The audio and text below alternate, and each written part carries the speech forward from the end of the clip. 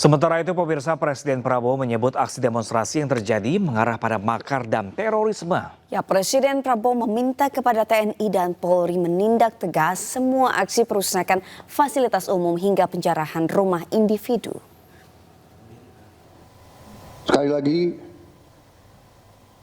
aspirasi murni yang ingin disampaikan harus dihormati.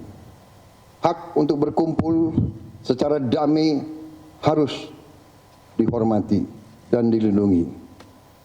Namun kita tidak dapat pungkiri bahwa sudah mulai kelihatan gejala adanya tindakan-tindakan di luar hukum, bahkan melawan hukum, bahkan ada yang mengarah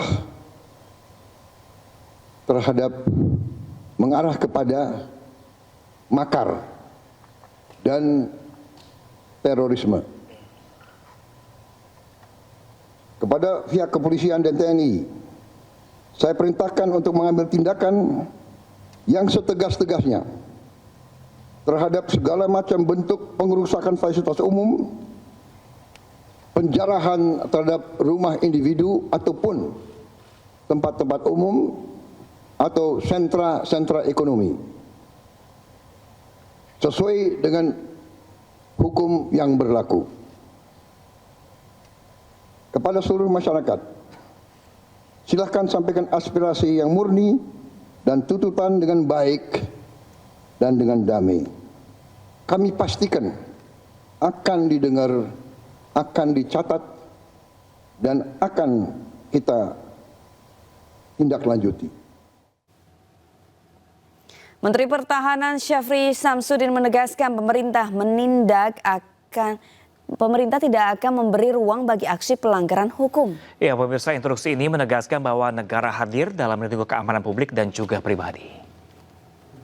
Presiden dalam kaitan stabilitas nasional memberi penekanan kepada Kepolisian Negara Republik Indonesia dan kepada Tentara Nasional Indonesia untuk tetap solid dan bekerja sama dan sama-sama bekerja dalam melaksanakan tugas untuk mencapai keamanan dan kenyamanan bagi masyarakat Indonesia secara keseluruhan. Selain itu, dengan memperhatikan faktor-faktor keamanan, baik yang dimiliki secara individu, pribadi, dan pejabat, serta institusi negara, beliau telah menugaskan kepada Kapolri dan Panglima TNI untuk tidak ragu-ragu mengambil langkah-langkah yang terukur dan tegas terhadap terjadinya kegiatan pelanggaran hukum dan juga pelanggaran terhadap penegakan hukum. Ya, pemirsa, Presiden Prabowo juga menyebut para ketua umum parpol telah mengambil langkah tegas dengan menonaktifkan anggota DPR RI yang telah menyampaikan pernyataan keliru. Ya, selain itu Presiden Prabowo menyebut DPR juga dipastikan akan melakukan pencabutan beberapa kebijakan soal besaran tunjangan anggota DPR RI. Presiden Prabowo juga meminta kepada aparat untuk melindungi rakyat dan menjaga fasilitas umum yang dibangun dari uang rakyat. Dalam rangka menyikapi apa yang menjadi aspirasi murni dari masyarakat, saya menerima laporan dari para ketua umum partai politik bahwa mereka telah mengambil langkah tegas terhadap anggota DPR masing-masing terhitung sejak hari Senin 1 September 2025, yaitu terhadap anggota DPR masing-masing yang telah mungkin menyampaikan pernyataan-pernyataan yang keliru. Kemudian para pimpinan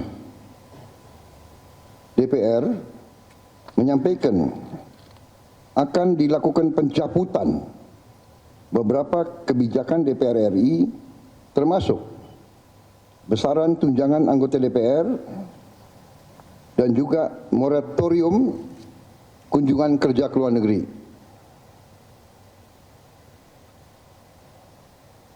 Langkah tegas tadi yang dilakukan ketua umum partai politik adalah mereka masing-masing dicabut dari keanggotaannya di DPR RI. Dan juga para pimpinan DPR telah berbicara dan para ketua umum partai juga sudah menyampaikan melalui ketua fraksi masing-masing bahwa para anggota DPR harus selalu peka dan selalu berpihak kepada kepentingan rakyat. Kami menghormati kebebasan berpendapat seperti diatur dalam United Nations International Covenant on Civil and Political Rights pasal 19 dan Undang-Undang nomor 9 tahun 1998. Penyampaian aspirasi bisa dilakukan secara damai. Namun, jika dalam pelaksananya terdapat kegiatan-kegiatan yang bersifat anarkis, destabilisasi negara, merusak atau membakar fasilitas umum, sampai adanya korban jiwa, mengancam dan menjarah rumah-rumah dan instansi-instansi publik maupun rumah-rumah pribadi, hal itu merupakan pelanggaran hukum dan negara wajib hadir dan melindungi rakyatnya. Para aparat yang bertugas harus melindungi masyarakat, menjaga fasilitas-fasilitas umum yang dibangun dari uang rakyat. Aparat yang bertugas juga harus menegakkan hukum apabila ada pelanggaran-pelanggaran yang mengancam kehidupan masyarakat luas. Selanjutnya pemirsa, Partai Golkar juga menonaktifkan kadernya Adis Kadir dari keanggotaan DPR RI terhitung 1 September 2025. Hal ini dilakukan sebagai upaya partai memperkuat disiplin dan etika bagi anggota DPR RI dari Partai Golkar.